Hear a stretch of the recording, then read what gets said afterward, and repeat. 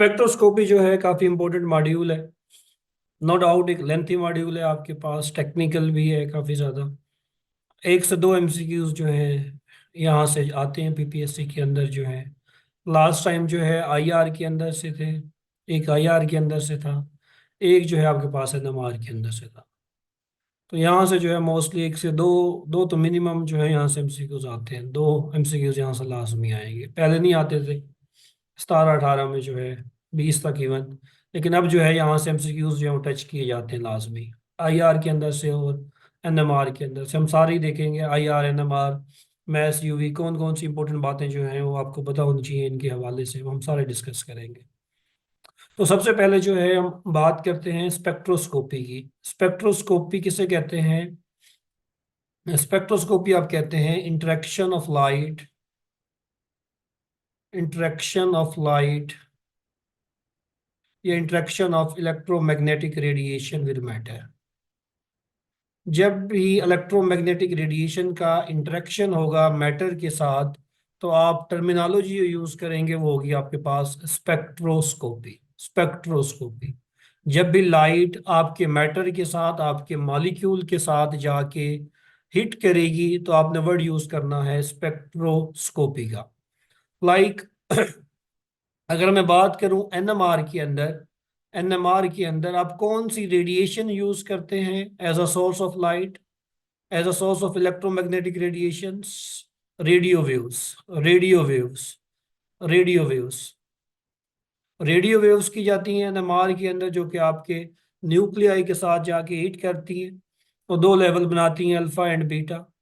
तो एनएमआर के अंदर जो रेडिएशंस आप यूज करते हैं वो रेडियो वेव्स यूज करते हैं, जो आपके मैटर के साथ जाके जो है हिट करती हैं। इसीलिए आप कहते हो NMR spectroscopy, NMR spectroscopy. Spectroscopy की समझिए क्यों बोल रहे हैं इसको, क्योंकि यहाँ पे आप रेडियो वेव्स यूज करेंगे जो आपके मैटर के साथ जाके हिट करेंगी। कौन सी radiation? Radio waves. IR spectroscopy के अंदर, आईआर भी स्पेक्ट्रोस्कोपी है आपके पास, आईआर स्पेक्ट्रोस्कोपी। आईआर स्पेक्ट्रोस्कोपी के अंदर आप कौन सी रेडिएशन यूज करते हैं? इंफ्रारेड रेडिएशंस जो हैं बच्चा वो यूज करते हैं, जो कि मैटर के साथ जाके टकराती है, मॉलिक्यूल के साथ जाके टकराती है और उनमें मॉलिक्यूलर वाइब्रेशंस जो है वो प्रोड्यूस करती है। तो ये भी स्पेक्ट्रोस्कोपी है।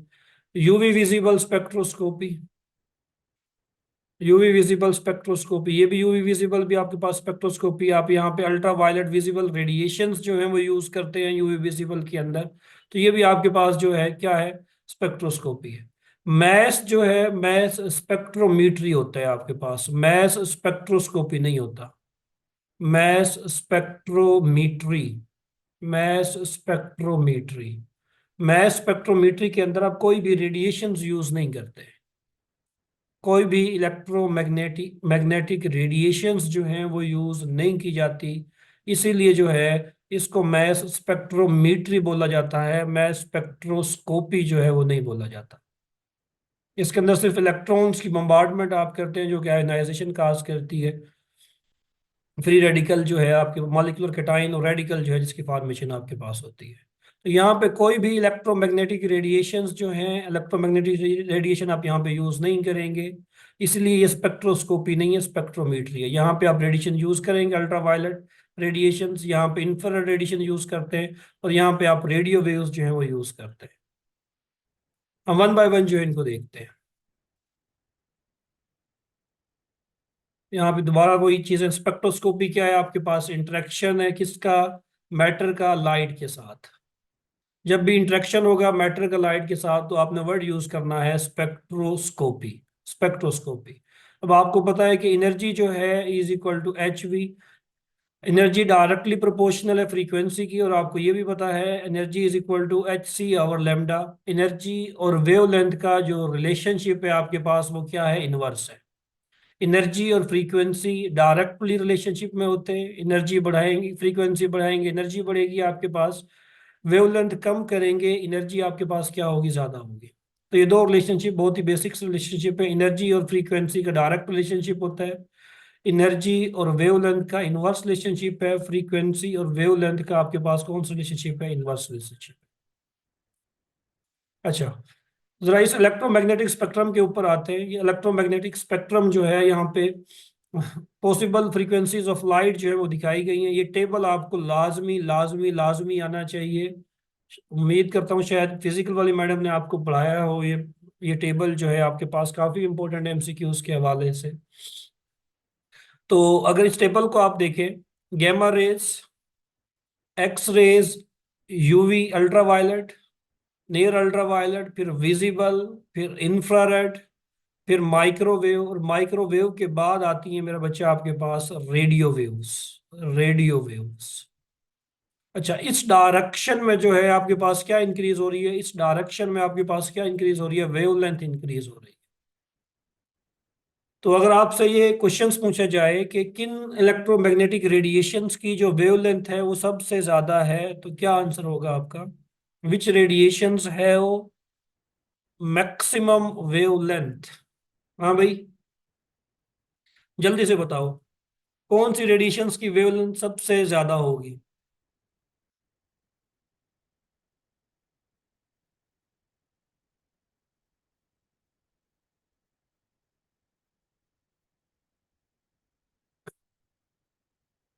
मुन्ना, विजिबल का नहीं पूछे मैंने, जनरल पूछा है। इरम, शाबाश। आरफा, माइक्रोवेव के आगे भी कुछ लिखा हुआ है मैंने, अगर जाग रही हो लेक्चर में हो तो आगे भी कुछ लिखा हुआ है। Gamma rays, x rays, ultraviolet, visible, IR, microwave के बाद आती हैं रेडियो वेव्स। तो इस डायरेक्शन में आपके पास वेवलेंथ इंक्रीज कर रही है, वेवलेंथ इंक्रीज कर रही है। तो सबसे ज्यादा वेवलेंथ जिन रेडिएशंस की होगी वो कौन सी रेडिएशंस है आपके पास? रेडियो वेव्स हैं। रेडियो वेव्स की वेवलेंथ सबसे ज्यादा होती है, सबसे ज्यादा होती है रेडियो वेव्स। अच्छा, दूसरा मेरा सवाल है इसी टेबल के हवाले से। इस टेबल को आप याद रखना है लाजमी। यहाँ पे बल्कि लिख देता हूँ, गैमा रेज, फिर आ गया आपके पास एक्स रेज, फिर आपके पास आ गई अल्ट्रावायलेट रेज, फिर आपके पास आ गई विजिबल रेज, विबुआयर वाला रीजन, फिर आपके पास आ गई इंफ्रारेड रेज, फिर आपके पास माइक्रो वेव्स, और फिर आपके पास आ गई रेडियो वेव्स। तो इस डायरेक्शन में जो है आपके पास वेवलेंथ इंक्रीज कर रही है, इस डायरेक्शन में आपके पास फ्रीक्वेंसी जो है वो इंक्रीज कर रही है, फ्रीक्वेंसी और एनर्जी। अच्छा, पहला दूसरा सवाल है मेरा, दूसरा सवाल है कि किन रेडिएशंस की एनर्जी सबसे कम होगी? Which electromagnetic radiations have lowest energy? Which electromagnetic radiations have which electromagnetic radiations have lowest energy? शाबाश, सारे ट्राई करो। शाबाश इरम, शाबाश मुन्ना, बाकी आरफा, शाबाश। बाकी बाकी भी ट्राई करो, शाबाश, सारे ट्राई करो। इन रेडिएशंस की जो एनर्जी है आपके पास वो क्या होगी? सबसे कम होगी। तो रेडियो वेव्स जो है मेरा बच्चा, इनकी एनर्जी आपके पास क्या होगी? सबसे कम होगी एनर्जी, सबसे कम इनकी एनर्जी होगी। क्योंकि एनर्जी इस डायरेक्शन में जो है इंक्रीज कर रही है, एनर्जी और फ्रीक्वेंसी दोनों इन डायरेक्शन में जो है वो इंक्रीज कर रही है। तो सबसे कम एनर्जी रेडियो वेव्स की होगी, सबसे ज्यादा वेवलेंथ भी रेडियो वेव्स की होगी। और अगर ये पूछा जाए आपसे किन रेडिएशंस की एनर्जी सबसे ज्यादा होगी इस टेबल के according, which radiations have highest energy? शाबाश, किन रेडिएशंस की एनर्जी सबसे ज्यादा होगी बेस्ड ऑन दिस टेबल? शाबाश, शाबाश आरफा, शाबाश इरम, बाकी भी ट्राई करो। किन रेडिएशंस की एनर्जी सबसे ज्यादा होगी? मेरा बच्चा, एनर्जी इस डायरेक्शन में इंक्रीज कर रही है ना, इस डायरेक्शन में एनर्जी और फ्रीक्वेंसी दोनों इंक्रीज कर रहे हैं। एनर्जी और फ्रीक्वेंसी, सबसे ज्यादा एनर्जी किसकी होगी? गैमा की। सबसे ज्यादा फ्रीक्वेंसी किसकी होगी? गैमा की। अच्छा चलो, लास्ट सवाल, which radiations have lowest wavelength? Which radiations have lowest wavelength? किन रेडिएशंस की वेवलेंथ सबसे कम होगी? गैमा, गैमा, गैमा, शाबाश। गैमा रेडिएशंस जो है इनकी सबसे कम होगी। तो ये ऑर्डर जो है बहुत ज़्यादा इंपॉर्टेंट है, इस ऑर्डर को जो है भूलना नहीं है। एनर्जी और फ्रीक्वेंसी का डायरेक्ट रिलेशनशिप होता है। एनर्जी और वेवलेंथ का इनवर्स रिलेशनशिप होता है। ये टेबल जो है आपके पास बहुत ही ज्यादा इंपॉर्टेंट है। एक एमसीक्यूज यहाँ से लाजमी अक्सर अक्सर यहाँ से टारगेट होता है एक एमसीक्यूज। अच्छा, सेकेंडली आगे मूव करते हैं। अभी मैंने बताया आपको यहाँ पे क्या है, रेडियो वेव्स है। तो रेडियो वेव्स जो हैं आपके पास किस में यूज होती हैं, किस टेक्निक के अंदर रेडियो वेव्स यूज होती हैं, अभी बता गया हूँ कुछ देर पहले आपको। In which spectroscopy technique radio waves are used. शाबाश शाबाश आरफा। किस टेक्निक के अंदर रेडियो वेव्स यूज की जाती हैं? आरफा ने बताया, बाकी मुना निकम्मी हो, तुम निकम्मी हो निकम्मी। मतलब बता रही हो रेडियो वेव्स किस टेक्निक के अंदर यूज की जाती है, अभी बता के गए हैं ऊपर 5 मिनट पहले। एनएमआर के अंदर, न्यूक्लियर मैग्नेटिक रेजोनेंस स्पेक्ट्रोस्कोपी के अंदर मेरा बच्चा जो रेडिएशंस आप यूज करते हैं वो रेडियो वेव्स यूज करते हैं। रेडियो वेव्स यूज करते हैं क्योंकि रेडियो वेव्स की एनर्जी आपके पास सबसे कम होती है, और आपने करना क्या है, एनएमआर के अंदर न्यूक्लियाई को स्पिन करना है। कोई वाइब्रेशन नहीं करनी, जस्ट न्यूक्लियाई स्पिन जो है वो करनी है, न्यूक्लियाई को स्पिन करना है अल्फा से बीटा स्पिन स्टेट के अंदर। तो उसके लिए आपको एनर्जी भी कम चाहिए ना, इसीलिए एनएमआर के अंदर आप वो रेडिएशन यूज करते हैं जिनकी एनर्जी कम होती है, वेवलेंथ ज्यादा होती है। अच्छा, आईआर इंफ्रारेड रेडिएशंस जो है ये किस टेक्निक के अंदर यूज होती है? मोस्ट कॉमनली इंफ्रारेड रेडिएशंस जो हैं, इंफ्रारेड रेडिएशंस किस टेक्निक के अंदर यूज की जाती हैं, किस spectroscopy, which in which spectroscopic technique infrared radiations are used? IR spectroscopy के अंदर यूज होती है, शाबाश। और यूवी विजिबल जो है, ये रेडिएशंस जो हैं, यूवी विजिबल रेडिएशंस जो हैं आपके पास, ये किस टेक्निक के अंदर यूज होंगी? अल्ट्रा वायलेट स्पेक्ट्रोस्कोपी के अंदर। अब हम देखते हैं कि one one by one in techniques का पर्पस जो है वो आपके पास क्या है। टेबल जो है ये इंपॉर्टेंट है, ये वाला टेबल जो है, यहाँ पे जो है टाइप ऑफ स्पेक्ट्रोस्कोपी लिखा हुआ है, यहाँ पे NMR nuclear magnetic resonance spectroscopy लिखा हुआ है। न्यूक्लियर मैग्नेटिक रेजोनेंस स्पेक्ट्रोस्कोपी के अंदर आप कौन सी रेडिएशन यूज करते हैं, अभी मैं बता के गया हूँ, रेडियो वेव्स यूज करते हैं। और एनएमआर आपको बताती क्या है? एनएमआर आपको मेरा बच्चा बताती है कार्बन हाइड्रोजन फ्रेमवर्क के हवाले से। सिर्फ एक ही पर्पज है एनएमआर स्पेक्ट्रोस्कोपी का। वो सबसे एडवांस टेक्निक है, सबसे one of the most effective technique है to elucidate the structure of unknown compound. ये आपको 100 to 200% एग्जैक्ट स्ट्रक्चर जो है कंपाउंड का वो बताती है। NMR spectroscopy, nuclear magnetic resonance spectroscopy, क्या बताएगी ये?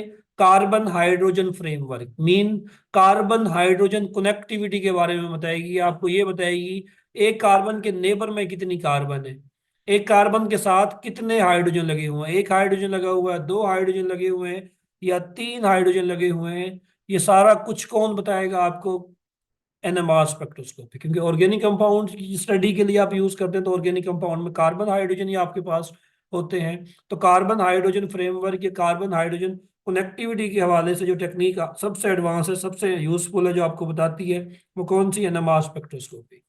आईआर, आईआर आपको बताती है किस, आईआर के अंदर आप इंफ्रारेड रेडिएशन यूज करते हैं, और इंफ्रारेड रेडिएशन जो है, और ये टेक्निक जो है आपके पास क्या बताएगी? फंक्शनल ग्रुप के बारे में बताएगी कि जो भी अननोन कंपाउंड आपके पास है, उस अननोन कंपाउंड के अंदर कौन सा फंक्शनल ग्रुप जो है वो मौजूद है। क्या इसके अंदर कार्बन कार्बन डबल बॉन्ड है, क्या इसके अंदर कार्बन कार्बन ट्रिपल बॉन्ड है, क्या इसके अंदर कार्बोनिल ग्रुप है, क्या इसके अंदर जो है NH2 ग्रुप है, क्या इसके अंदर OH ग्रुप है या नहीं है। तो वो टेक्निक जो आपको फंक्शनल ग्रुप के बारे में इंफॉर्मेशन दे, उस टेक्निक को क्या बोलते हैं? Infrared spectroscopy. Infrared spectroscopy. Next, UV visible spectroscopy. UV visible के अंदर जो रेडिएशंस आप यूज करेंगे वो कौन सी? विजिबल और अल्ट्रावायलेट दोनों रेडिएशंस जो है आप यूज करते हैं यूवी विजिबल स्पेक्ट्रोस्कोपी के अंदर। और ये आपको बताती क्या है? ये आपको बताती क्या है? ये आपको कंजुगेटेड पाई बॉन्ड्स के बारे में जो है बताती है, कंपाउंड के अंदर जो है कंजुगेटेड पाई बॉन्ड मौजूद है कि नहीं है। Conjugated double bond means conjugated double bond या पाई बॉन्ड। ये कंपाउंड जो है आपके पास कंजुगेटेड है तो लैम्डा मैक्स की मदद से, या सिंपली जब आप इस कंपाउंड को यूवी विजिबल के नीचे रखेंगे तो इस कंपाउंड का कलर आएगा। ऐसे कंपाउंड जिसमें कंजुगेशन होती है, कंजुगेशन का मतलब क्या है, अल्टरनेट पोजीशन पे डबल बॉन्ड मौजूद होना। यहाँ पे देखो ये पाई बॉन्ड है, फिर सिग्मा है, फिर पाई है, फिर यहाँ पे आपके पास सिग्मा है, फिर आपके पास पाई है। तो ऐसे कंपाउंड जिसमें आपके पास डबल बॉन्ड होगा अल्टरनेट पोजीशन के ऊपर, जिसमें कंजुगेशन होगी, वो कंपाउंड जो है वो यूवी विजिबल होगा। अल्ट्रावायलेट स्पेक्ट्रोस्कोपी के अंदर आप उसका जो है कलर देख सकते हो, कंपाउंड कलर्ड होगा। तो ऐसे कंपाउंड जिसमें कंजुगेशन नहीं होगी, यूवी जो है उसके बारे में कोई इंफॉर्मेशन नहीं देगी आपको। तो with the help of UV mostly lambda max के बारे में बताती है, हम देखेंगे लैम्डा मैक्स की मदद से जो है आप कैसे जज करते हैं। तो ये तीन इंपॉर्टेंट टेक्निक्स, और चौथी है आपके पास मैस स्पेक्ट्रोमीट्री। मैस स्पेक्ट्रोमीट्री, हाँ कोई बता सकता है मैस स्पेक्ट्रोमीट्री क्या बताती है? मैस स्पेक्ट्रोमीट्री किस चीज के बारे में इंफॉर्मेशन देती है, किसी को पता हो?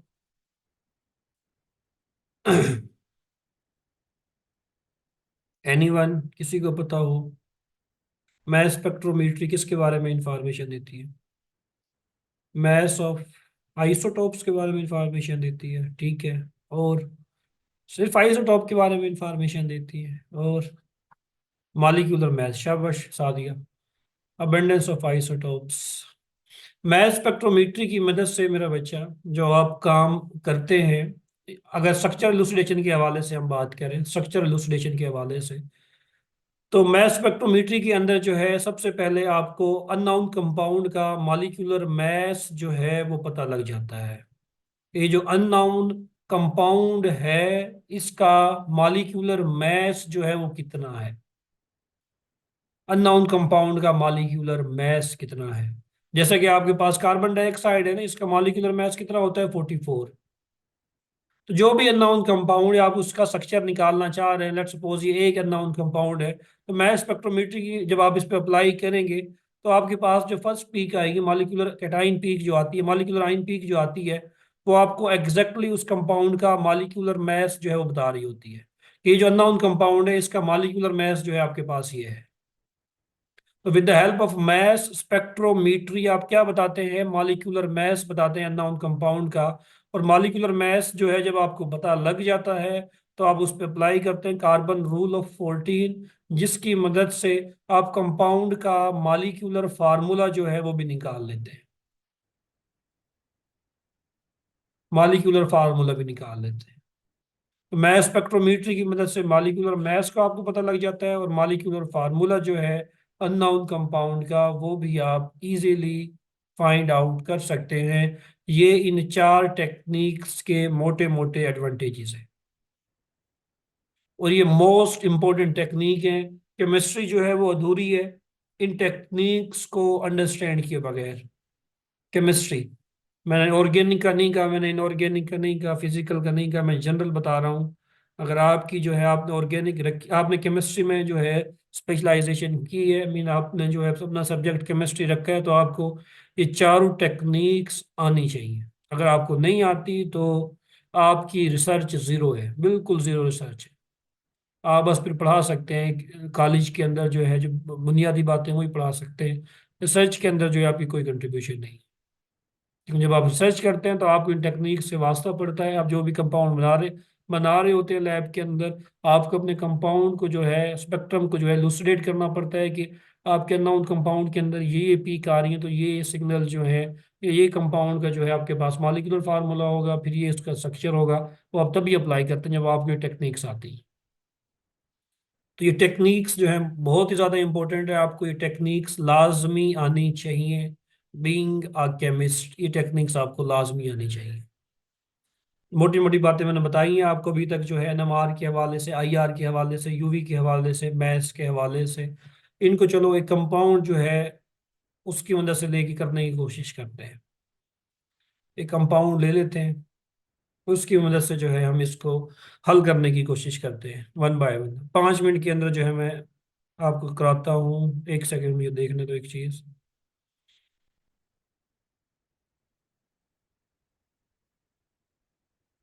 ठीक है, अच्छा जी, अब इन चारों टेक्निक्स का जो है, जो मैंने आपको मोटे मोटे पॉइंट्स बताए, उनको अप्लाई करते हैं और एक कंपाउंड जो है उसका स्ट्रक्चर निकालते हैं।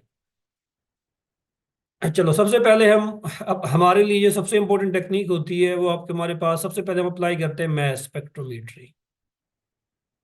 Mass spectrometry. अच्छा, लेट्स सपोज ये मेरे पास एक पत्ता है। ये मेरे पास एक दरख्त है, इसमें ये एक पत्ता है।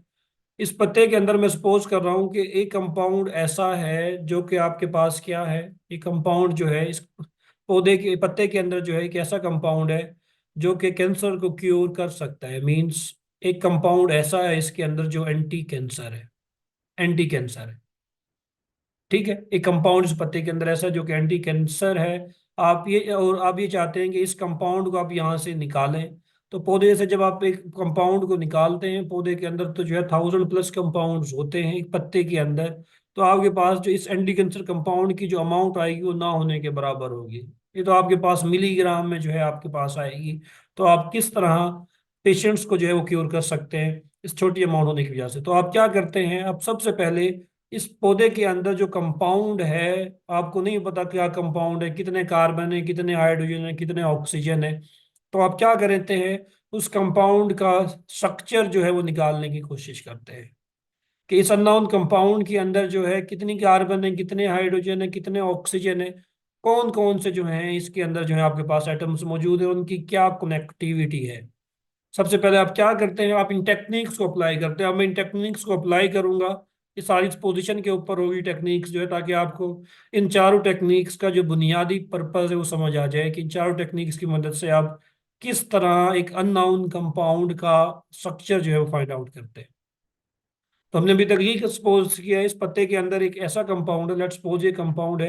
ये कंपाउंड जो है आपके पास क्या है, एंटी कैंसर है। अब मुझे इस कंपाउंड का स्ट्रक्चर निकालना है कि इस कंपाउंड का एग्जैक्ट स्ट्रक्चर जो है वो क्या है।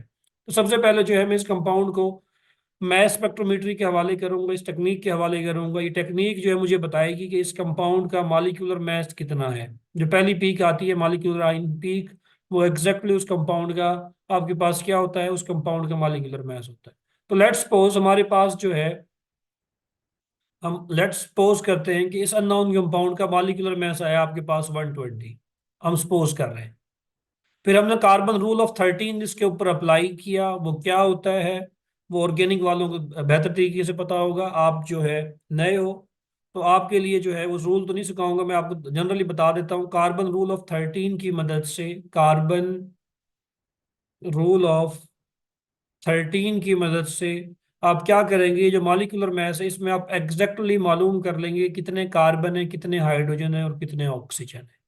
तो लेट्स सपोज हमने मालूम किया और हमारे पास आए 8 इसमें कार्बन आए, और आपके पास 8 ही हाइड्रोजन आए और एक ऑक्सीजन आए। आप चेक भी कर सकते हैं इन कार्बन, हाइड्रोजन और ऑक्सीजन का मॉलिक्यूलर वेट 120 है कि नहीं है। कार्बन 8 है, तो 12 × 8, 1 प्लस हाइड्रोजन 8, 8 है, 1 × 8 आ गया, और ऑक्सीजन 1 × 16। तो इनको आप जमा करेंगे, 96 + 8 + 16। तो ये सम जो होगा आपके पास कितना होगा, ये 120 का होगा।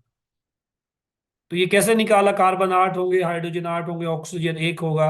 ये रूल ऑफ 13 जो है जब पढ़ते हैं तब हम बताते हैं कि कैसे जो है आपने ये निकाला है आपने। तो आपके लेवल पे आपसे कभी भी रूल ऑफ 13 के बारे में एमसीक्यूज तो आ सकते हैं कि किस रूल की मदद से जो है आप मॉलिक्यूलर फार्मूला जो है नॉन कंपाउंड का निकालते हैं। तो आपने बस ये याद रखना, कार्बन रूल ऑफ 13 की मदद से जो है आप अननोन कंपाउंड का मॉलिक्यूलर फार्मूला जो है वो निकाल सकते हैं। ये मॉलिक्यूलर फार्मूला हमने निकाला, C8H8O जो है इस कंपाउंड का मॉलिक्यूलर फार्मूला है। ये चीज हमने निकाल ली सबसे पहले। जब आपके पास ये मॉलिक्यूलर फार्मूला आ जाता है इस कंपाउंड का, मीन्स ये जो कंपाउंड इस पौधे के अंदर था, आपने इसका मॉलिक्यूलर फार्मूला अब निकाल लिया कि इसमें 8 कार्बन होंगे, 8 हाइड्रोजन होंगे और एक ऑक्सीजन होगा। अब इस कंपाउंड के तो आप काफी सारे स्ट्रक्चर जो है वो बना सकते हैं। अब आपको क्या पता भाई इसका ये स्ट्रक्चर एग्जैक्ट है। तो सबसे पहला काम जो आपने करना है, जब भी आपके पास मॉलिक्यूलर फार्मूला आए, आपने अनसैचुरेशन इंडेक्स जो है वो निकालना है। अनसैचुरेशन इंडेक्स, अनसैचुरेशन इंडेक्स या जिसको आप कहते हैं डिग्री ऑफ अनसैचुरेशन जो है वो आपने निकालना है। डिग्री ऑफ अनसैचुरेशन या डबल बॉन्ड इक्विवेलेंट। अच्छा, मेरी आवाज सब लोगों को आ रही है या सब लोगों को कट कट के आ रही है? एक बच्ची कह रही है कि सर आवाज कट के आ रही है। बेटा आप सबको आवाज क्लियर आ रही है या आवाज कट कट के आ रही है, जल्दी से बताओ।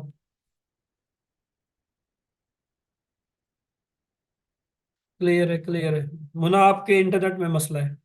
अच्छा, अनसैचुरेशन इंडेक्स जो है, मींस अनसैचुरेशन इंडेक्स भी इसको बोलते हैं, डिग्री ऑफ अनसैचुरेशन भी इसको बोलते हैं, डिग्री ऑफ अनसैचुरेशन इसको लिख लें। ये आपसे आ भी सकता है, आपको अननोन कंपाउंड का मॉलिक्यूलर फार्मूला दे के आपसे पूछा जा सकता है कि इस कंपाउंड का अनसैचुरेशन इंडेक्स निकालें या डिग्री ऑफ अनसैचुरेशन निकालें, डिग्री ऑफ अनसैचुरेशन निकालें, या इसी चीज को कहते हैं डबल बॉन्ड इक्विवेलेंट निकालें, डबल बॉन्ड इक्विवेलेंट निकालें। ठीक है, तीनों चीजें एक जैसी हैं आपके पास। अनसैचुरेशन इंडेक्स निकालें, डबल बॉन्ड इक्विवेलेंट निकालें, या डिग्री ऑफ अनसैचुरेशन जो है वो निकालें, तीनों एक ही बात है आपके पास। ठीक है बुशरा। अच्छा, तो अनसैचुरेशन इंडेक्स निकालने का फार्मूला क्या होता है आपके पास? Number of carbon, number of carbon atom, number of carbon atom plus one, फिर क्या आता है आपके पास माइनस, फिर ब्रैकेट आती है number of monovalent atom, monovalent ऐसे एटम जिनकी वैलेंसी आपके पास वन होती है, number of monovalent atom divided by two minus number of trivalent atom, ऐसे एटम जिनकी वैलेंसी तीन होती है, trivalent atom divided by two. ये आपके पास फार्मूला होता है डिग्री ऑफ अनसैचुरेशन निकालने का।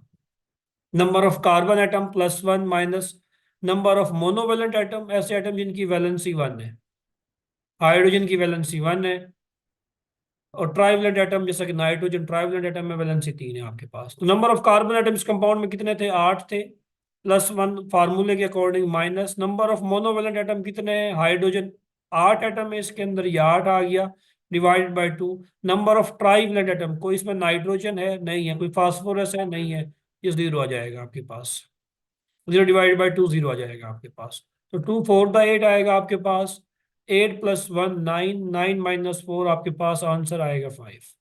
इस कंपाउंड के अंदर, इस कंपाउंड का डिग्री ऑफ अनसेचुरेशन जो है आपके पास वो कितना है मेरा बच्चा? इस कंपाउंड का डिग्री ऑफ अनसेचुरेशन आपके पास आ रहा है पांच। एक तो ये हो गया आपके पास फार्मूला डिग्री ऑफ अनसेचुरेशन निकालने का, फार्मूला ये मैंने लिख दिया। नंबर ऑफ कार्बन एटम, एक और फार्मूला भी होता है डिग्री ऑफ अनसेचुरेशन का, अगर आपको इसमें मसला आता है आप ये वाला लिख लें। डिग्री ऑफ अनसेचुरेशन निकालने का सादा सा फार्मूला वो क्या है? Two C plus two plus N minus H minus X divided by two. आप इसको याद कर लें, ये आपके लिए ज्यादा आसान है, ज्यादा कंफर्टेबल रहेंगे आप इस फार्मूले के साथ। डिग्री ऑफ अनसेचुरेशन निकालने के लिए ये फार्मूला जो है आपके लिए ज्यादा कंफर्टेबल है।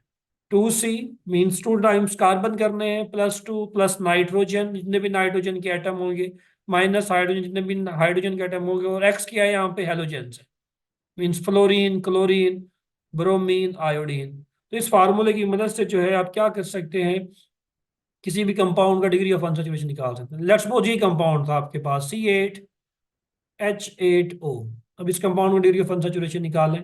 To as it is, carbon कितने? आठ है, तो टू इंटू एट आ गया, प्लस टू फार्मूले के अकॉर्डिंग नाइट्रोजन जीरो है, हाइड्रोजन कितने हैं? आठ है, हेलोजन्स कोई है नहीं है, जीरो है, divided by two. So eight times two sixteen हो गया, sixteen plus two forty, sixteen plus two minus eight divided by two. तो सिक्सटीन प्लस टू कितना हो जाएगा? Eighteen, eighteen minus eight ten हो जाएगा, ten divide by two five. तो इससे भी फाइव आएगा, इससे भी फाइव आएगा। जिस फार्मूले से आप कंफर्टेबल हैं वो आप याद कर लें। मैं आपको सजेस्ट करूंगा आप ये वाला कर, ये आपके लिए बुनियादी है। आप नंबर ऑफ मोनोवेलेंट एटम या नंबर ऑफ ट्राइवेलेंट एटम के अंदर जो है कंफ्यूज होंगे। Two C plus two plus N minus H minus X divided by two. ठीक है, तो डिग्री ऑफ अनसेचुरेशन जो है वो आपने निकाला। चलो एक कंपाउंड में दे रहा हूँ, आप जल्दी से इस कंपाउंड का डिग्री ऑफ अनसेचुरेशन जो है मुझे निकाल के बताओ कि इस कंपाउंड का डिग्री ऑफ अनसेचुरेशन कितना होगा। कंपाउंड है आपके पास C6H7N, जल्दी से निकालो इस कंपाउंड का डिग्री ऑफ अनसेचुरेशन कितना होगा। जल्दी से बताओ मुझे निकाल के। शाबाश, कोशिश करो। C6H7N, डिग्री ऑफ अनसैचुरेशन क्या होगा? शाबाश इरम, शाबाश मोना, बाकी भी कोशिश करो। फार्मूला मैंने आपको बता दिया, ये फार्मूला अब याद भी रखना है, पेपर के अंदर जो है वो दे सकते हैं आपको मॉलिक्यूलर फार्मूला, और आपसे कहे कि डिग्री ऑफ अनसैचुरेशन इसका निकालो, या अनसैचुरेशन इंडेक्स निकालो, या डबल बॉन्ड इक्विवेलेंट निकालो, कुछ भी कह सकते हैं, तो आपको ये फार्मूला आना चाहिए। ये आएगा तभी आप निकाल सकोगे। ठीक है सादिया, शाबाश, ठीक हो गया। डिग्री ऑफ अनसैचुरेशन का कितना आएगा? 4 आएगा आपके पास, ये फार्मूला आपके सामने लिखा हुआ है। तो आपने क्या किया? आपने क्या किया? आपके पास जो अननोन कंपाउंड जो कि एंटी कैंसर था, आपने क्या किया? सबसे पहले उसका मॉलिक्यूलर मास निकाला। किस टेक्निक को अप्लाई करते? मास स्पेक्ट्रोमीट्री को अप्लाई करते हुए उसने बताया कि 120 मास है। फिर आपने कार्बन रूल ऑफ 13 लगा के उसका मॉलिक्यूलर फार्मूला निकाला। मॉलिक्यूलर फार्मूला आपके पास कितना आया था? मॉलिक्यूलर फार्मूला आपके पास C8H8O था। फिर आपने डिग्री ऑफ अनसैचुरेशन निकाला। डिग्री ऑफ अनसैचुरेशन आपने निकाला, वो आपके पास आया 5। यहां तक हमने कर लिया। अगर डिग्री ऑफ अनसैचुरेशन मेरे पास बचा 5 हो, तो इसमें जो है 80% चांसेस होते हैं कि इस कंपाउंड के अंदर बेंजीन रिंग जो है वो मौजूद होगा। जब भी डिग्री ऑफ अनसैचुरेशन मिनिमम 4, 4 से ऊपर जब 5 आता है, तो 80% चांसेस होते हैं आपके पास कि आपके इस अननोन कंपाउंड के अंदर बेंजीन रिंग जो है वो मौजूद होगा। उसकी कंफर्मेशन आप कैसे करते हैं कि बेंजीन है या नहीं है? आप डायरेक्टली जाते हैं प्रोटॉन एनएमआर के अंदर। अगर प्रोटॉन एनएमआर के अंदर 6 to 8 ppm आपके पास कोई सिग्नल आ रहा है, कोई पीक आ रही है प्रोटॉन एनएमआर के अंदर, अगर आपके पास कोई पीक आ रही है 6 से 8 ppm के अंदर, तो 100% कंफर्मेशन है उस कंपाउंड के अंदर बेंजीन रिंग जो है वो मौजूद। मॉलिक्यूलर फार्मूले से डिग्री ऑफ अनसैचुरेशन लगाने से आपको कंफर्म नहीं होता कि बेंजीन है कि नहीं है। चाहे डिग्री ऑफ अनसैचुरेशन 10 आ जाए, चाहे 20 आ जाए, चाहे 2, चाहे 4 आए, चाहे 5 आए, लेकिन आपको ये अंदाज, ये कंफर्म कंफर्म कब होगा? 100% कंफर्म कब होगा? जब आप एनएमआर देखेंगे जाके। अगर एनएमआर के अंदर 6 से 8 ppm के दरमियान में कोई सिग्नल आ रहा है, तो 100% कंफर्मेशन है उस कंपाउंड के अंदर बेंजीन रिंग मौजूद है। तो हम अभी जो है डाउट में हैं कि यहाँ पे पता नहीं बेंजीन रिंग होगा कि नहीं होगा, लेकिन जब डिग्री ऑफ अनसैचुरेशन 5 आए, तो आपने जहन में बिठा लेना है इस कंपाउंड के अंदर बेंजीन रिंग हो सकता है। 80% चांसेस है बेंजीन रिंग के होने के। अच्छा, सेकेंडली आपने इसके ऊपर अप्लाई की UV, UV ultraviolet visible spectroscopy. उसने बताया कि कंपाउंड जो है ये कंजुगेटेड है।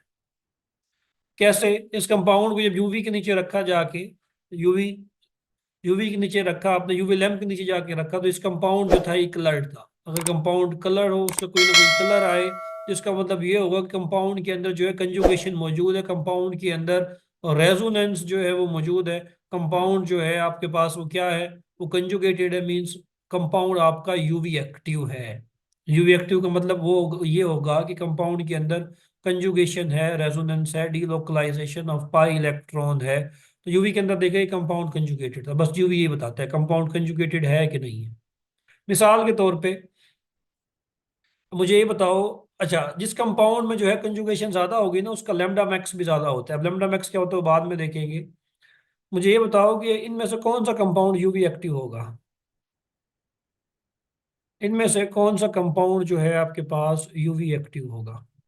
ये दो, और ये लिख दिया मैंने तीसरा। हाँ चलो, A B C, इन तीनों कंपाउंड में से जो है कौन सा कंपाउंड यूवी एक्टिव होगा? ए होगा, बी होगा, या सी होगा? इरम शाबाश, सादिया शाबाश,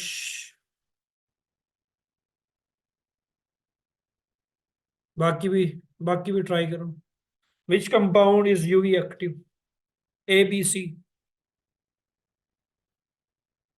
बेटा जल्दी बताओ, जल्दी बताओ, जल्दी जल्दी। हाँ भाई, आरफा, अलीना, नॉट कंजुगेटेड। निकम्मो पूछ रहा हूँ कौन सा कंजुगेटेड है इन तीनों में से, कौन सा कंपाउंड यूवी एक्टिव है? कोई भी नहीं है यूवी एक्टिव। यूवी एक्टिव का मतलब है कंजुगेटेड। तो पहला कंपाउंड देखो, पहला कंपाउंड, यहाँ पे कंजुगेशन है, अल्टरनेट पोजीशन पर डबल सिंगल बॉन्ड है, डबल सिंगल फिर डबल, यहाँ पे कंजुगेशन नहीं है। ये कंपाउंड यूवी इनएक्टिव है, क्योंकि यहाँ पे कंजुगेशन है ही नहीं, रेजोनेंस है ही नहीं। यहाँ पे डबल सिंगल फिर सिंगल आ गया है, फिर डबल, सिंगल, फिर सिंगल आ गया, ये कंपाउंड भी जो है यूवी इनएक्टिव है, क्योंकि कहीं रेजोनेंस ही नहीं हो रही है। अब इस कंपाउंड पे आ जाओ, डबल सिंगल डबल, यहाँ पे कंजुगेशन है, यहाँ पे अल्टरनेट पोजीशन के ऊपर डबल सिंगल डबल बॉन्ड मौजूद है, तो ये कंपाउंड यूवी एक्टिव होगा निकम्मो। ये यूवी एक्टिव होगा, ये यूवी इनएक्टिव, ये भी यूनी इनएक्टिव होगा, ठीक लेकिन सर इसमें भी सिंगल बॉन्ड भी तो है साइड पे। है। सिंगल बॉन्ड का क्या करें? ये मैंने ये थोड़ी कहा कि कंपाउंड एरोमेटिक होगा तभी आपके पास जो यूवी एक्टिव होगा, मैंने कहा इस कंपाउंड में कंजुगेशन होगी, वो कंपाउंड आपके पास क्या होगा, यूवी एक्टिव होगा। लेकिन ये जरूरी नहीं है कि पूरे कंपाउंड में कंजुगेशन हो, यहाँ पे तो कंजुगेशन एग्जिस्ट कर रही है। ठीक है। तो अभी तक ये पहुंचे कि कंपाउंड जो है इस पत्ते के अंदर, आपने इसका क्या निकालना है, आपने इसका स्ट्रक्चर निकालना है। तो आपने जो है क्या किया, अभी तक मैथ अप्लाई किया, मैथ ने बताया मॉलिक्यूलर मैथ इतना है, फिर आपने फार्मूला निकाला कार्बन रूल ऑफ 13 लगा के, डिग्री ऑफ सैचुरेशन निकाला 5 है, तो आपने एक्सपेक्ट किया शायद बेंजीन रिंग इसके अंदर मौजूद है, यूवी ने बताया कंजुगेटेड है आपके पास। फिर आपके पास आ गया, ऐसे चलते चलते ये दो टेक्निक्स हो गई आपकी, थर्ड टेक्निक के पास आ गए, आई आर के पास। आई आर साहब ने जो है आपको बताया कि आपके पास जो है कुछ फ्रीक्वेंसी आ रही है, कुछ स्ट्रेचिंग फ्रीक्वेंसी आपके पास आ रही है, कुछ उसने बताया कि आपके पास जो है 2850 के ऊपर कुछ सिग्नल्स आ रहे हैं, बल्कि और भी अगर हम करें, आपके पास कुछ सिग्नल आ रहे हैं 3050 के ऊपर, आपके पास कुछ सिग्नल आ रहे हैं 1880 के ऊपर, सेंटीमीटर इनवर्स के ऊपर, और आपके पास कुछ सिग्नल्स जो हैं वो अपेयर हो रहे हैं 1710 सेंटीमीटर इनवर्स के ऊपर। ये मेजर पीक्स जो हैं ये हमें आई आर ने बताई है। आई आर ने हमें ये बताई कि कुछ आपके पास पीक्स आ रही हैं, कहाँ पे आ रही हैं, एक 3050 पे आ रही है, एक 2880 पे आ रही है, और एक 1710 पे आ रही है, ये आई आर ने बताया। अब आई आर की ये वैल्यूज हैं बेसिकली, अब जब हम आई आर पढ़ेंगे तो आपको आई आर की वैल्यूज जो है मैं करवाऊंगा कि 3050 पे आए तो इसका मतलब क्या होगा, आपके पास 2880 के ऊपर आए सिग्नल तो उसका क्या मतलब होगा, पीक 1710 के ऊपर या 1680 से लेके 1800 की रेंज में अगर आपके पास कोई पीक आए तो उसका मतलब क्या होगा। ये जब हम आई आर पढ़ेंगे तब मैं आपको बताऊंगा वन बाय वन जो है। तो आपके पास लेट्स सपोज तो, अच्छा कोई बता सकता है 3050 पे जो पीक आ रही है किस चीज की है, जिसने आई आर पढ़ी हुई हो? हाँ भाई, कोई है ऐसा जिसको याद हो 3050 पे किस चीज का सिग्नल आता है आई आर के अंदर? अल्काइल का? नहीं। और कोई? अल्काइल का क्या, अल्काइल नहीं, एग्जैक्ट बताओ, 3050 पे किसका सिग्नल आएगा? नहीं पता? अरे बेटा 3050 पे आपके पास सिग्नल आता है, अच्छा कोई और बता रहा है? विनाइल। आपके पास 3050 पे सिग्नल आता है sp2ch stretch, sp2 hybridize carbon, C H signal का आता है, C H carbon hydrogen stretch जो है इसका सिग्नल आता है 3050 के ऊपर। और ये कार्बन क्या होती है आपके पास, sp2 हाइब्रिडाइज होती है। sp3 hybridise C H stretch जो है उसका सिग्नल आपके पास इस रेंज में आता है, वो 1710 के ऊपर। हाँ, लास्ट टाइम बीपीएससी के अंदर ये ऑब्जेक्टिव आया हुआ था, 1700 की रेंज में या 1710 के ऊपर जो है किस चीज का सिग्नल आएगा, किस फंक्शनल ग्रुप का, या किस ग्रुप का सिग्नल जो है वो अपेयर होता है 1710 के ऊपर, लास्ट पीपीएससी का ऑब्जेक्टिव है। हाँ भाई बताओ, निकम्मो पढ़ते रहते हो किताबें, कौन बताएगा 1700 के ऊपर किसका आएगा? शाबाश, कार्बोनिल ग्रुप का आता है। कार्बोनिल ग्रुप जो है आपके पास वो अपेयर होता है 1710 के ऊपर। अब कार्बोनिल ग्रुप जो है काफी सारे कंपाउंड्स के अंदर मौजूद होता है, aldehyde, ketone, acid, amide, anhydride, acid halide, काफी सारे कंपाउंड्स के अंदर जो है कार्बोनिल ग्रुप मौजूद है। लेकिन अगर कंपाउंड के मॉलिक्यूलर फार्मूले को आप आंखें खोल के देखें, आंखें खोल के देखें, क्या ये कार्बोनिल ग्रुप आपके पास अमाइड का हो सकता है? क्योंकि अमाइड के अंदर भी जो है सी डबल बॉन्ड NH2 आता है। क्या ये कार्बोनिल ग्रुप अमाइड का हो सकता है? हो सकता है कि नहीं हो सकता, ये बताओ। नहीं, नहीं होगा, क्योंकि नाइट्रोजन तो इसमें है ही नहीं। कंपाउंड के मॉलिक्यूलर फार्मूले में जब नाइट्रोजन ही नहीं है तो ये कार्बोनिल ग्रुप किसका नहीं हो सकता, अमाइड का नहीं हो सकता। क्या ये कार्बोनिल ग्रुप आपके पास कार्ब एसिड का हो सकता है कि नहीं हो सकता? हाँ भाई, क्या ये कार्बोनिल ग्रुप जो कि 1710 के ऊपर अपेयर हो रहा है, क्या ये आपके पास कार्बोक्सिलिक एसिड का हो सकता है? या नहीं हो सकता? नहीं हो सकता। इरम, वजह, वजह भी बताओ, शाबाश। सादिया, वजह बताओ क्यों नहीं हो सकता? शाबाश। अलीना, वजह बताओ, अगर आ रही है समझ तो। नहीं होगा, वजह भी तो बताओ ना। सादिया भी कह रही नहीं होगा, इरम भी कह रही नहीं होगा। Carboxyl group is a complete group oxygen.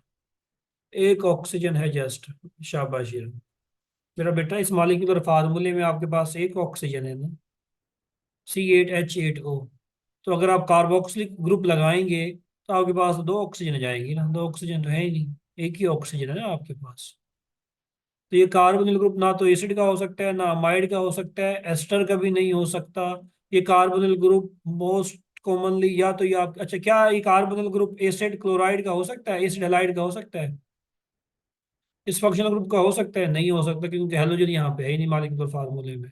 तो ये जो कार्बोनिल ग्रुप है, या तो ये एल्डिहाइड का हो सकता है, या ये कार्बोनिल ग्रुप आपके पास किसका हो सकता है, कीटोन का हो सकता है। दो ही पॉसिबिलिटी है हमारे पास, और कोई पॉसिबिलिटी नहीं है। ऐसे जो है आप शॉर्ट लिस्ट करते हो कि कार्बोनिल ग्रुप जो है किस क्लास का होगा, क्या ये एल्डिहाइड का होगा, क्या ये कीटोन का होगा, अमाइड का होगा, कार्बोक्सिलिक एसिड का होगा, किस बला का होगा। तो ये पॉसिबिलिटी आप साथ साथ कट करते जाते हो, या तो ये एल्डिहाइड का होगा या ये कीटोन का होगा। तो IR की मदद से जो है आपको फंक्शनल ग्रुप के बारे में इंफॉर्मेशन जो है वो मिलती है। इस कंपाउंड के अंदर जो है कार्बोनिल ग्रुप जो है वो मौजूद है, ये आपको पता लग गया। ये इंफॉर्मेशन आपको लिख गई, मिल गई कि कार्बोनिल ग्रुप जो है इस कंपाउंड के अंदर मौजूद है। IR ने अपना काम बता दिया। भैया जो फंक्शनल ग्रुप बताया, क्योंकि ये ग्रुप जो है ना आपके पास मोस्ट ऑफ द कंपाउंड के अंदर मौजूद होगा, क्योंकि sp3 हाइब्रिडाइज कार्बन जो है मोस्टली कंपाउंड के अंदर मौजूद होती है। तो ये सिग्नल तो आपके पास मोस्ट ऑफ द कंपाउंड के अंदर होगा। तो मैस आ गया, यूवी आ गया, IR आ गया, अब आ गई बारी NMR की। अब NMR जो है ये दो तरह का होता है। एक आपके पास प्रोटॉन NMR होता है। NMR दो टाइप्स का होता है, एक प्रोटॉन NMR होता है आपके पास, और एक होता है आपके पास कार्बन 13 NMR। प्रोटॉन NMR आपको हाइड्रोजन की कनेक्टिविटी, हाइड्रोजन के फ्रेमवर्क के बारे में जो है इंफॉर्मेशन देता है। हाइड्रोजन के फ्रेमवर्क के बारे में प्रोटॉन NMR आपको इंफॉर्मेशन देता है, और कार्बन के कनेक्टिविटी के बारे में, कार्बन के इन्वायरमेंट के बारे में जो है कार्बन 13 NMR जो है वो आपको इंफॉर्मेशन देता है। दोनों मुख्तलिफ इंफॉर्मेशन देते हैं। मीन्स प्रोटॉन NMR के अंदर आप सिर्फ हाइड्रोजन को देख रहे होते हैं, कार्बन 13 के अंदर आप सिर्फ और सिर्फ कार्बन के इन्वायरमेंट को जो है वो देख रहे होते हैं। तो प्रोटॉन एनएमआर ने आपको बताया कि आपके पास जो है 5 प्रोटॉन की एक मल्टीप्लेट आ रही है, 5 प्रोटॉन की एक मल्टीप्लेट आ रही है, और उसने रेंज दी आपको कि 6 से 8 ppm के दरमियान में जो है ये रेंज आ रही है। प्रोटॉन एनएमआर ने आपको बताया कि आपके पास जो है 3 प्रोटॉन का एक सिंगलेट आ रहा है, 3 प्रोटॉन का एक सिंगलेट जो है वो आपके पास आ रहा है, और उसकी रेंज उसने बताई कि 2.2 ppm के ऊपर जो है सिग्नल आ रहा है आपके पास। जिन लोगों ने ये IR NMR पढ़ा हुआ है उनको थोड़ी सी समझ आएगी पहले। अभी मैं बताऊंगा, अभी तो मैं जनरल आपको ओवरव्यू दे रहा हूँ कि टेक्निक्स की मदद से आप कैसे स्ट्रक्चर निकालते हैं। जिन लोगों ने पढ़ा हुआ उनको समझ सही आएगी, जिन्होंने पहले नहीं पढ़ा हुआ इन बिल्कुल भी इन टेक्निक्स को, उनको जो है थोड़ा सा ऊपर से गुजरेगी। लेकिन आपने इनको जहन पे देखना है थोड़ी देर के लिए कि क्या क्या बता रही है, कौन सी टेक्निक क्या बता रही है, और कैसे जो आप स्ट्रक्चर निकालते हो नॉन कंपाउंड। अच्छा, अब जरा मुझे ये बताओ, अब आप थोड़ी सी मेरी हेल्प करो। ऊपर मैंने बताया mass spectrometry 120 mass molecular formula, ये डिग्री ऑफ अनसैचुरेशन आपने निकाला था 5, 5 निकाला था आपने। मैंने बताया था बेंजीन रिंग यहाँ पे हो भी सकता है, नहीं भी हो सकता, और लाइक 80% चांसेस है यहाँ पे बेंजीन रिंग होगा, क्योंकि डिग्री ऑफ अनसैचुरेशन 5 आ रहा है। जब भी डिग्री ऑफ अनसैचुरेशन 5 आए, 5 से ज्यादा आए, तो बेंजीन रिंग के होने की जो है श्योरिटी होती है हमारे पास। मैंने बताया था उसको कंफर्म करोगे आप प्रोटॉन NMR के अंदर जाके। देखो यहाँ पे क्या इस कंपाउंड के अंदर बेंजीन रिंग होगा कि नहीं होगा? क्या इस कंपाउंड के अंदर बेंजीन रिंग होना चाहिए या नहीं होना चाहिए? आप क्या सोचते हो? शाबाश। सादिया कह रही है कि होगा, इरम कह रही है होगा, मोना कह रही है होना चाहिए। बाकी, बाकी भी बताओ, बाकी को। और बुशरा, बुशरा बच्चे बताओ। बाकी भी कोशिश करो, शाबाश। इस कंपाउंड के अंदर जो है कार्बोनिल ग्रुप होना चाहिए या कार्बोनिल ग्रुप नहीं होना चाहिए? कोशिश करो, शाबाश। देखो ना, मैंने बताया डिग्री ऑफ अनसैचुरेशन 5 आ रहा है आपके पास। जब डिग्री ऑफ अनसैचुरेशन आपके पास 5 आए तो बेंजीन रिंग इसके अंदर हो भी सकता था, नहीं भी हो सकता था। मैंने क्या बताया, कंफर्म करने के लिए आप क्या करोगे, प्रोटॉन एनएमआर के अंदर जाके जो है वो वैल्यू देखोगे। अगर 6 से 8 ppm के ऊपर आपके पास कोई सिग्नल आ रहा होगा, 6 से 8 ppm तक, तो 100% कंफर्मेशन है कि कंपाउंड के अंदर बेंजीन रिंग जो है वो मौजूद होगा। जब भी 6 से 8 ppm पे सिग्नल आए, 100% कंफर्मेशन है कि कंपाउंड के अंदर बेंजीन रिंग जो है, ये रिंग, ये वाला जो रिंग है, ये मौजूद है। और कितने प्रोटॉन आ रहे हैं बेंजीन रीजन के अंदर? 5 प्रोटॉन आ रहे हैं। 5 प्रोटॉन आ रहे हैं। अगर बेंजीन रीजन के अंदर मेरे बच्चा 5 प्रोटॉन आ रहे हैं, तो 5 प्रोटॉन का मतलब ये है कि आपने जो है बेंजीन जो होगी आपकी वो मोनो सब्स्टिट्यूटेड होगी। मोनो सब्स्टिट्यूटेड होगी। मोनो सब्स्टिट्यूटेड होगी। क्यों मोनो सब्स्टिट्यूटेड होगी? क्योंकि 5 प्रोटॉन आपने अब क्या करना है, बेंजीन रिंग के अंदर रखने हैं। ये 1 2, ये 3, ये 4 और ये 5। जब भी आपके पास कितने प्रोटॉन आए, 5 प्रोटॉन जब भी आपके पास बेंजीन रीजन के अंदर आए मेरा बच्चा, तो इसकी 100% कंफर्मेशन है कि कंपाउंड के अंदर बेंजीन रिंग जो है वो आपके पास मौजूद है। इसका मतलब क्या होगा, जब भी 5 प्रोटॉन आएंगे, बेंजीन मोनो मोनो सब्स्टिट्यूटेड होगी। सिर्फ और सिर्फ बेंजीन के ऊपर एक सब्स्टिट्यूशन लगी होगी। अच्छा, यहां तक अगर आप देखो, 6 कार्बन तो हमारे पास हो गए। 6 कार्बन हमारे पास हो गए। हमने 2 कार्बन लगाने हैं, 3 हाइड्रोजन लगाने हैं और एक ऑक्सीजन लगाना है। और हमारे पास और क्या इंफॉर्मेशन अभी तक बाकी है? हमारे पास एक इंफॉर्मेशन ये भी बाकी है, कंपाउंड के अंदर जो है कार्बोनिल ग्रुप जो है वो मौजूद है। एक कार्बोनिल ग्रुप मौजूद है और एक हमारे पास 3 प्रोटॉन की सिंगलेट जो है वो आ रही है। 3 प्रोटॉन की सिंगलेट बनाने का तरीका क्या होता है कि 3 प्रोटॉन के नेबर में जो है जो भी कार्बन होती है उसके पास कोई भी हाइड्रोजन जो है उसका होना, उसके पास कोई भी हाइड्रोजन नहीं होना चाहिए। अभी देखेंगे हम इसको कि मल्टीप्लेट जो है आप कैसे निकालते हैं। तो इस कंपाउंड को जो है अगर आप देखें, मैं जोड़ने की कोशिश करूं, तो मैं यहाँ पे कार्बोनिल ग्रुप लगाऊंगा और यहाँ पे जो है मैं CH3 लगाऊंगा। कार्बोनिल ग्रुप और CH3 विद कार्बोनिल ग्रुप, बिल्कुल हीरा मैं सी शाबाश। कार्बोनिल ग्रुप और CH3 जो है मैंने लगा दिया। तो मेरे पास ये जो अननोन कंपाउंड था जो यहाँ पत्ते के अंदर पाया जा रहा था, मैंने पोजीशन करके जो है उसका जब स्ट्रक्चर निकाला, एग्जैक्ट स्ट्रक्चर मैंने निकाला 1 बाय 1 टेक्निक्स को अप्लाई करते हुए, तो मेरे पास उस कंपाउंड का स्ट्रक्चर ये आया कि इस कंपाउंड के अंदर, इस पत्ते के अंदर जो है, जो अननोन कंपाउंड जो कि एंटी कैंसर था, वो आपके पास ये है। अब इस कंपाउंड, अच्छा कंफर्म भी कर लेते हैं, कंफर्म भी कर लेते हैं सबसे पहले। इस कंपाउंड का आप मालिकुलर मास चेक करें। मालिकुलर मास इस कंपाउंड के क्या 120 है कि नहीं है? मालिकुलर मास इस कंपाउंड का 120 है कि नहीं है? आप चेक कर लें, इस कंपाउंड का मालिकुलर मास 120 होगा। 6 7 8, 8 कार्बन है, 8 8 हाइड्रोजन है और एक ऑक्सीजन है, मालिकुलर मास 120 होगा। दूसरी चीज, डिग्री ऑफ अनसेचुरेशन। क्या इस कंपाउंड का डिग्री ऑफ अनसेचुरेशन 5 है कि नहीं है? हाँ भाई निकम्मो, डिग्री ऑफ अनसेचुरेशन 5 है या 4 है? सारे निकम्मे बताएंगे। सारे निकम्मे। ये जो इनऑर्गेनिक वाले निकम्मे है ना, वो बताएं। इनको जो है समझ नहीं आती। मोना कह रही देखो 4 है, आ गई ना निकम्मी। ये निकम्मी निकम्मी रहेगी हमेशा जो है ना।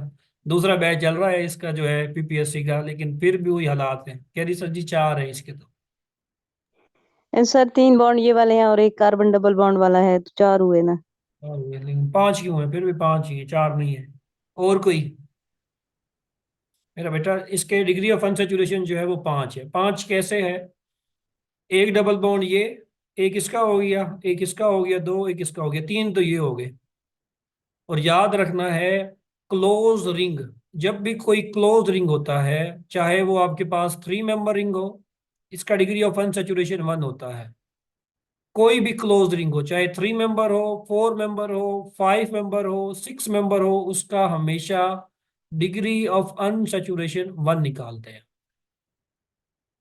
तो ये जो क्लोज रिंग है आपके पास, ये जो क्लोज रिंग है आपके पास, ये जो क्लोज रिंग है आपके पास, इसका डिग्री ऑफ अनसेचुरेशन 1 है। तो 3 जमा 1 4, और एक ये कार्बोनिल ग्रुप 5 जो है इस कंपाउंड का डिग्री ऑफ अनसेचुरेशन है। आप चेक भी कर सकते हैं, जैसा कि बेंजीन है C6H6, आपको मैंने फार्मूला बताया है 2C+2, फिर वो नाइट्रोजन हाइड्रोजन लगा के जब आप चेक करेंगे तो C6H6 का डिग्री ऑफ अनसेचुरेशन आपके पास मेरा बच्चा कितना आएगा, 4 ही आएगा। आप चेक कर लें C6H6 का जो फार्मूला मैंने आपको बताया, आप चेक भी कर लें। 12+1 6+1 7, 7 - 3, आपके पास डिग्री ऑफ अनसेचुरेशन 4 आएगा। बेंजीन का 4 आएगा, यहाँ पे बेंजीन नहीं है। जैसे मिसाल के तौर पे ये जो कंपाउंड है, मुझे बताओ इस कंपाउंड का डिग्री ऑफ अनसैचुरेशन कितना होगा? 1 होगा, 2 होगा, या 3 होगा? हाँ तो रिवीजन करो ना, निकम्मी निकम्मी कह रही है कि सर जी ज्यादा से बात चीजें भूल जाती हैं, तो रिवीजन करो। हाँ बताओ इस कंपाउंड का डिग्री ऑफ अनसैचुरेशन कितना होना चाहिए? 1 होना चाहिए, 2 होना चाहिए, 3 होना चाहिए? जल्दी से शाबाश। इरम कह रही हैं 2, और ये मैडम सना भी जो है क्लास में आज आई आई हुई है, ये भी 2 2 कर रही हैं। एक दफा कहते हैं मैडम मुझे समझ आ रही है। बुशरा भी कह रही है 1 होगा। बुशरा 1 होगा इसका डिग्री ऑफ अनसैचुरेशन इस जी कंपाउंड का? सर। क्यों 1 होगा? देखो एक डबल बॉन्ड है, एक डबल जी बॉन्ड सर, एक है, डबल। और एक रिंग भी तो है ना, क्लोज रिंग का अभी मैं बता के गया हूँ। कोई भी क्लोज रिंग होगा ना, उसका डिग्री ऑफ अनसैचुरेशन 1 होगा। अच्छा, तो एक इस डबल ठीक है सर। बॉन्ड का और एक इस क्लोज रिंग का डिग्री ऑफ अनसैचुरेशन इसका 2 है। आप चेक कर लेना, बेंजीन का चेक कर लें, बेंजीन का फार्मूला मैंने बताया है ना, डिग्री ऑफ अनसैचुरेशन निकालने का। आप वो लगाएं, 4 आएगा आपके पास। अब बेंजीन तो आपके पास ये होता है सिंपली, इसका 4 फिर कैसे होगा? तो 1 2 3, और एक इस क्लोज रिंग का जो है डिग्री ऑफ अनसैचुरेशन 1 होता है। अब याद रखना है डिग्री ऑफ 3 और एक वो। ठीक है। अब याद रखना है। सर अभी कल अच्छा। का टेस्ट है, फिर किस तरीके से सारी चीजें रिवाइज करें? रिवीजन ही करते रहना पूरी उम्र जो है ना, निकम्मो। चीजों को शॉर्ट करो, समराइज करो बस, शॉर्ट करके लिखो। हाँ कोई सवाल है? पूछो, किसी का सवाल है तो। डिग्री ऑफ अनसैचुरेशन जो है वो मैं आपको बता रहा था, डिग्री ऑफ अनसैचुरेशन का फार्मूला मैंने आपको बताया। और ये अक्सर जो है बच्चे कंफ्यूज हो जाते हैं कि बेंजीन का डिग्री ऑफ अनसैचुरेशन सर 6 3 होगा, 4 होगा, तो 4 है डिग्री ऑफ अनसैचुरेशन। अब लगा फार्मूला लगा के निकाल दें, C6H6 4 आएगा। तो हर क्लोज रिंग का, चल मुझे इसका बताओ, लो निकम्मे हो सारे ना, निकम्मे। इसका मुझे बताओ, इस कंपाउंड का डिग्री ऑफ अनसैचुरेशन कितना होगा? एक सेकेंड है, सारे निकम्मे। हाँ भाई, इस कंपाउंड का डिग्री ऑफ अनसैचुरेशन कितना होगा? जल्दी से बताना है, सोचना नहीं है ज्यादा। इरम शाबाश, मोना ठीक है, अलीना ठीक है। बुशरा एक दफा दोबारा देखो, गौर से देखो, गौर से। सादिया 5 5 होगा ना बुशरा? फिर गलती कर रही हो, फिर गलती कर रही हो। इधर देखो, एक डबल बॉन्ड, दूसरा, तीसरा, 3 तो इसके हो गए, और एक ये क्लोज रिंग नहीं है, ये वाला क्लोज रिंग।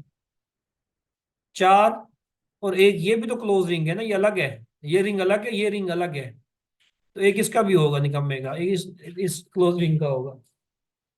4+1 5 जो है इसका डिग्री ऑफ अनसैचुरेशन आपके पास होगा। सर मैं क्लोज रिंग काउंट ही नहीं करी थी, मेरे माइंड में नहीं आ रहा था। बिल्कुल सर, 5 ही होगा। हाँ तो काउंट करो ना, 3 उसके हो गए, 4 तो बेंजीन रिंग के हो गए, जी और एक साथ लगा हुआ है, तो 5 जो है इस कंपाउंड का डिग्री ऑफ अनसैचुरेशन जो है आपके पास होगा। ठीक हो गया? बस 5 मिनट तक अब्दुल हादी आ जाना। अच्छा, नेक्स्ट वन। चलो एक और पूछ लेता हूँ इसी लगते हाथों। निकम्मे होते जा रहे हैं ना सारे बच्चे, निकम्मे होते जा रहे हैं। चलो सारे बताओ इस कंपाउंड का डिग्री ऑफ अनसैचुरेशन कितना होगा? सारे निकम्मे हो रहे हो, सारे दिन ब दिन जो है पढ़ते नहीं हो।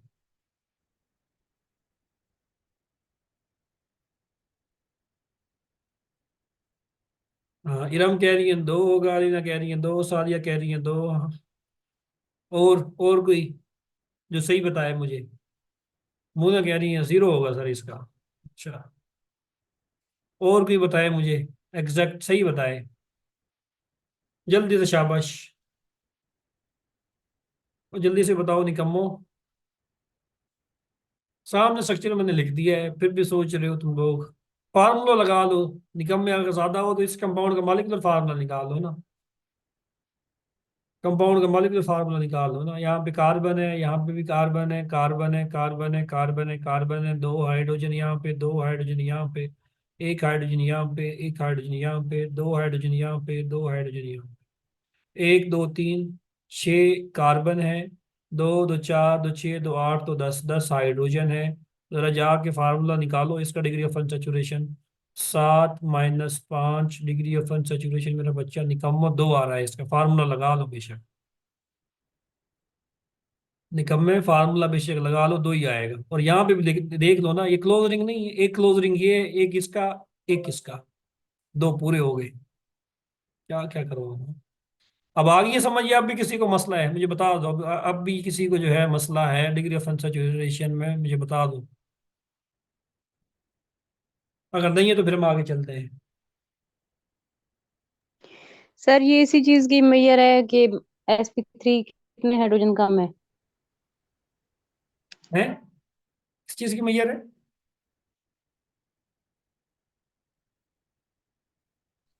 मतलब कितने हाइड्रोजन कम है सिंगल बॉन्ड वाला। तो एक कम है, 2 कम है, नहीं इसमें अल्केन नहीं है ना आपके पास।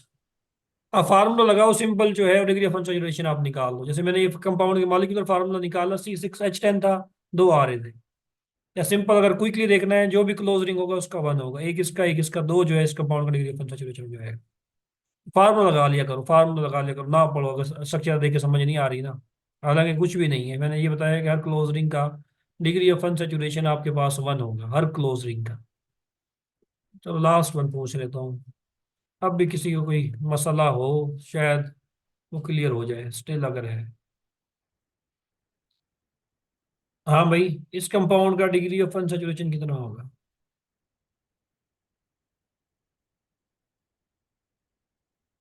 पहले देख लो तसल्ली से, गलती बताना अब।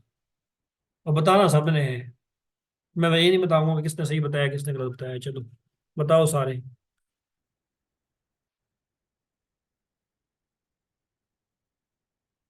सादिया डायरेक्ट मैसेज करते हैं ये, तुम एवरीवन कर रही हो, यस तो हर कोई बता देगा। मैडम को भी बताने देना, मैडम जो है उनको भी कहती है मुझे भी ऑर्गेनिक नहीं आते, ऑर्गेनिक बोरिंग लगती है इनको। तो मुन्ना कह रही है 7 होगा, इरम कह रही है 7, सादिया कह रही है 7, बुशरा कह रही है 7, सारे 7 7 कह रहे हैं, शाबाश 7 ही होगा इसका। नेफ्थलीन जो है इसका डिग्री ऑफ सैचुरेशन आपके पास 7 है। कैसे? 4 इधर हो गया आपके पास और 3 यहाँ पे हो गया आपके पास, 7 जो है डिग्री ऑफ सैचुरेशन। चलो, अच्छा हम ये पढ़ रहे थे कि ये जो कंपाउंड है आपके पास,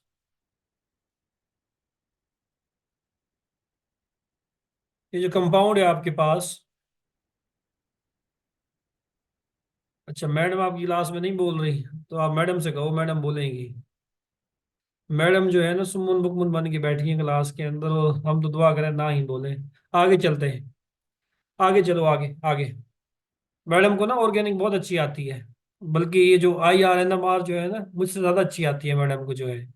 आप में से किसी को कोई मसला हो ना, तो आप मैडम से जो है मैसेज करके डिस्कस कर सकते हैं, डिग्री ऑफ अनसैचुरेशन या किसी भी हवाले से।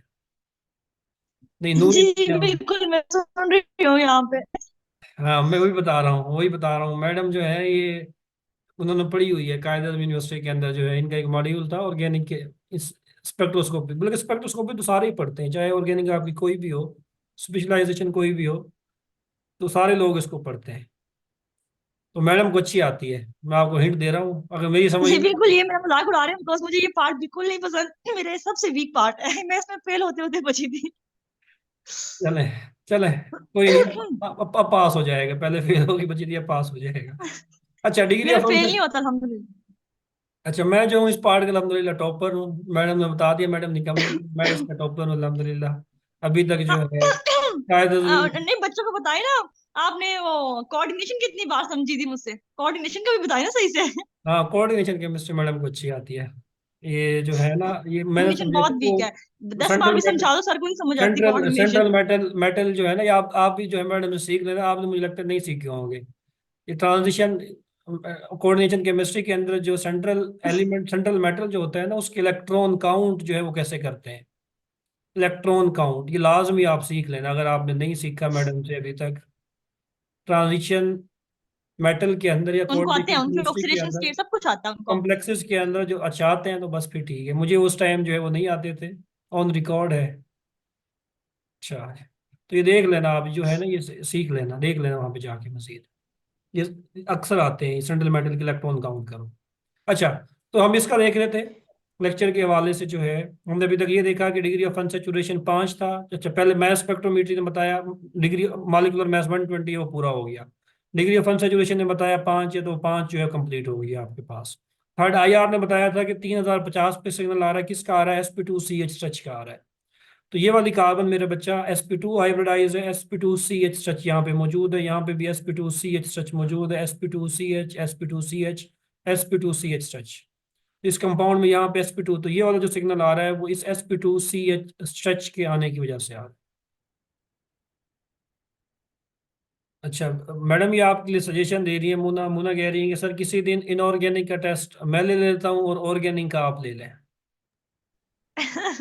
और ये सजेशन मोना की हो सकती है, ऐसी ऐसी सजेशन इसके जहन में ही आ सकती है। हाँ वही ना, वो बैठे बैठे उसके जहन में पता नहीं कौन कौन से आइडियाज आ रहे हैं, बैठे बैठे जो है पढ़ नहीं रही मीटिंग में। डिग्री ऑफ अनसैचुरेशन अभी पूछा है बेंजीन का, फिर कह रही है 3 है, हालांकि लास्ट टाइम जो है हमने डिटेल से इसको पढ़ा था। चलो कोई नहीं है। अच्छा, तो यूवी ने बताया कंजुगेटेड कंपाउंड, कंजुगेटेड था IR का हम देख रहे थे sp2CH सच, ये जो sp2CH सच है ये भी sp2 sp2 sp2 sp2। Next one sp3CH सच। अब ये वाली जो कार्बन है आपके पास, इसकी हाइब्रिडाइजेशन sp3 है आपके पास, तो इसमें ये जो CH सच मौजूद है sp3CH सच, तो ये इसका सिग्नल आ गया। IR की जैसे ये भी कंफर्म हो गया, ये भी, और ये वाला सिग्नल 1710 के ऊपर आ रहा है, ये वाला सिग्नल जो है ये भी कंफर्म हो गया आपके पास। IR के अंदर एक और सिग्नल भी आएगा आपके पास राउंड अबाउट 1600 सेंटीमीटर इनवर्स के ऊपर, वो किसका होगा? Carbon carbon double bond. ये aromatic carbon carbon double bond जो है ये अपेयर होता है नॉर्मली 1600 से लेकर 1640 सेंटीमीटर इनवर्स तक। तो डबल बॉन्ड का सिग्नल भी जो यहाँ पे आ रहा है, तो ये सारे सिग्नल जो है वो जस्टिफाई हो रहे हैं IR के भी। Mass justify, UV justify, IR justify, NMR के ऊपर आते हैं। प्रोटॉन NMR ही मैं बताता हूँ आज। प्रोटॉन NMR के हवाले से इस कंपाउंड में देखें अगर आप गौर से, 3 प्रोटॉन की सिंगलेट आनी थी। यहाँ पे अगर देखें ये 3 प्रोटॉन की सिंगलेट है आपके पास, एक सेकेंड है, ये जो है आपके पास 3 प्रोटॉन की सिंगलेट है यहाँ पे, ये देखो ये 3 प्रोटॉन की सिंगलेट है, क्योंकि नेबर में जो है इस कार्बन के साथ कोई भी प्रोटॉन मौजूद नहीं है। मल्टीप्लिसिटी निकालने का फार्मूला होता है n+1। n होता है आपके पास नेबरिंग हाइड्रोजन। n क्या होता है आपके पास? Neighbouring hydrogen. इन 3 हाइड्रोजन के नेबर में कार्बन के पास कोई भी हाइड्रोजन जो है वो मौजूद नहीं है, तो n क्या हो गया आपके पास? 0। 0+1 क्या जवाब आएगा? 1। मल्टीप्लिसिटी 1 का मतलब है कि ये सिंगलेट होगी आपके पास, सिंगलेट। तो इन 3 प्रोटॉन की आपके पास सिंगलेट आ रही है, ppm जस्टिफाइबल है, इसी रेंज में आती है जब भी sp2 हाइब्रिडाइज के साथ कनेक्ट हो। तो ये 5 प्रोटॉन जो है बेंजीन रिंग के आ गए। तो इस पत्ते के अंदर से आपने मालूम कर लिया फाइनली जो अननोन कंपाउंड है वो ये है। और इस कंपाउंड का अगर नाम भी मैंने पढ़ाया हुआ है, इस कंपाउंड को हम कह रहे हैं एसिटोफिनोन। ये कंपाउंड है एसिटोफिनोन। अब आपने जो है ये भी बता दिया कि इस कंपाउंड का नाम ये होगा भाई, कि एसिटोफिनोन वो कंपाउंड है जो कि एंटी कैंसर है। ये सारी हमारी पोजीशन थी ताकि आपको जो है इन सारी टेक्निक्स का जो बुनियादी पर्पस है वो समझ आ जाए। अच्छा, बीइंग अ केमिस्ट मुझे पता लग गया कि मेरा नाउन कंपाउंड ये है और उसमें ये कनेक्टिविटी है, ये फार्मूला है इसका, और ये एग्जैक्ट स्ट्रक्चर जो है ये है। मैं पहले बता चुका हूँ पत्ते से जो हासिल होगा ये कंपाउंड बहुत ही कम अमाउंट में होगा, मिलीग्राम में होता है, ना होने के बराबर। तो उससे जो है पेशेंट को आप कैसे क्योर करेंगे जिसको कैंसर है? डेफिनेटली आपने स्ट्रक्चर निकाला, जब आपको इस कंपाउंड का पता लग गया अब आप इस कंपाउंड को जो है इजीली सिंथेसाइज कर सकते हैं, लेबोरेटरी के अंदर इजीली सिंथेसाइज कर सकते हैं। तो कैसे सिंथेसाइज करेंगे इस कंपाउंड को, कोई बता सकता है? अगर बीइंग अ केमिस्ट आपने इस कंपाउंड को अपनी लैब के अंदर सिंथेसाइज करना है, कैसे सिंथेसाइज करेंगे इसको? मैं पढ़ा चुका हूँ आपको वैसे ही, एरोमेटिक एरोमेटिक कंपाउंड के अंदर जो है, या एरोमेटिसिटी के मॉड्यूल के अंदर। मैं क्यों चाह रहा हूँ लैब के अंदर बनाना? ताकि मैं बल्क अमाउंट में बना लूँ, काफ़ी ज़्यादा अमाउंट में बना लूँ, ताकि जो पेशेंट्स कैंसर में मुब्तला हैं उनको जो है ये इजीली क्योर हो सके, उनका क्योर हो सके, वो सेहतयाब हो सके। ज़्यादा अमाउंट में बनाऊंगा तो मैं इसलिए प्रोवाइड कर दूंगा, और वो जो है इजीली जो है, मतलब जैसे आप कोई भी वैक्सीन बनाते हैं आसान अल्फाज में। शाबाश इरम, शाबाश अलीना। मुना निकम्मी, मुना क्या कह रही है? ठीक है, शाबाश, मुना भी ठीक बता रही है, शाबाश। बाकी होना गलत बता रही हो, अल्काइल हैलाइड यूज नहीं करती निकम्मी। अच्छा, इस कंपाउंड को बनाने का तरीका, मैंने ये कंपाउंड अपनी लैब के अंदर बनाना है, लैब के अंदर बनाना है, लैब के अंदर। अगर लैब के अंदर मैंने ये कंपाउंड बनाना है, बीइंग ए केमिस्ट, मैं इसको बना सकता हूँ फ्रीडल क्राफ्ट एसाइलेशन की मदद से, एसाइलेशन की मदद से।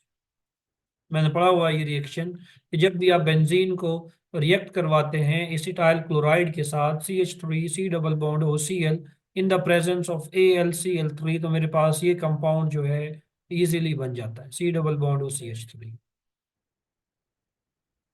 तो जब मैं ये कंपाउंड बना लूंगा अब लैब के अंदर, तो आप ग्रामों में बनाए, मिली किलोग्राम में बनाए, आप इजीली जो है इस कंपाउंड को सप्लाई कर सकते हैं। तो ये कोर पर्पस है ऑर्गेनिक स्पेक्ट्रोस्कोपी का, इसको समझने का। अब आपको शायद समझ आ गई होगी ये टेक्निक क्यों ज़्यादा इम्पोर्टेंट है। रिसर्च आपकी अधूरी है, कोई भी जैसे वबा आती है तो बीइंग ए केमिस्ट जो है आप उसका स्ट्रक्चर निकालते हैं, उसका जो है हल निकालते हैं, सोल्यूशन निकालते हैं, ऐसे जो है आप करते हैं सर। ठीक हो गया। किसी को मसला है, आज जो है मैंने आपको इंट्रो दिया है पूरा, मैथ्स क्या बताएगा, यूवी क्या बताएगा, IR क्या बताएगा, NMR क्या बताएगा, और एक एग्जांपल की मदद से जो है मैंने आपकी कुछ बेस बनाने की कोशिश की है, बेस बनाने की कोशिश की है। अब पढ़ा कुछ नहीं है अभी जो है, IR क्या होता है, NMR क्या होता है, जस्ट मैंने बताया कि इनकी इनका फंक्शन क्या है, और एक एग्जांपल की मदद से जो है, एक रैंडम एग्जांपल मैंने दी आपके सामने, इसकी मदद से जो है मैंने आपको इन टेक्निक्स का जो पर्पस है वो समझाने की कोशिश की, आसान अल्फाज में आपको कुछ इनका पर्पस समझ आ जाए। और ये मॉड्यूल जो है राउंड अबाउट 4 से 5 माह के हैं, 4 से 5 माह इजीली ये मॉड्यूल ले लेते हैं अगर इनको समझाया जाए डिटेल के साथ। सिर्फ और सिर्फ ये 4 मॉड्यूल ही जो है, तो 4 माह तो मैं इनको नहीं लगाऊंगा ना। अब मैंने जो है इनको कवर अप करना है 2 से 3 लेक्चर के अंदर जो है, नेक्स्ट वीक में जो है मंडे ट्यूसडे जो है 2 दिन के अंदर जो है इंशाल्लाह मैंने इनको कवर अप करना है। तो कवर अप मैं कैसे करूंगा, आपके PPSC के हवाले से, PPSC के हवाले से आपको कोई भी MCQs जो है अगर यहाँ से आएगा वो इंशाल्लाह आप इजीली कवर अप कर लेंगे। तो नेक्स्ट लेसन जो होगा हमारा उसमें हम इनका जो है क्या देखेंगे, इनका बेसिक प्रिंसिपल जो है, इनके प्रिंसिपल्स देखेंगे, इनकी वर्किंग देखेंगे, इनके हवाले से जो है कि जैसे NMR के हवाले से बात कीजिए, NMR का प्रिंसिपल क्या है, NMR के हवाले से केमिकल शिफ्ट क्या होती है, केमिकल शिफ्ट के न्यूमेरिकल आ सकते हैं, उनको हम देखेंगे। और आपको जो छोटी छोटी बातें जो है NMR के हवाले से जो आपको पता होना चाहिए वो देखेंगे। IR के हवाले से क्या क्या पता होना चाहिए आपको, जैसे IR की बेसिक वैल्यूज है वो आपको पता होनी चाहिए कि कार्बोनिल ग्रुप कहाँ पे अपेयर होता है, कार्बन ट्रिपल बॉन्ड कार्बन कहाँ पे अपेयर होता है, OH कहाँ पे अपेयर होता है, वो डेफिनेटली मैं आपको बताऊंगा। किसी का कोई सवाल है आज के लेक्चर के हवाले से तो वो बताए। लेक्चर थोड़ा सा शायद आपको टफ लगा हो लेकिन इतना टफ नहीं था, मैंने कोशिश की है कि बेसिक लेवल के ऊपर जो है इसको पढ़ाऊँ। तो अगर कोई सवाल नहीं है तो मीटिंग में एंड कर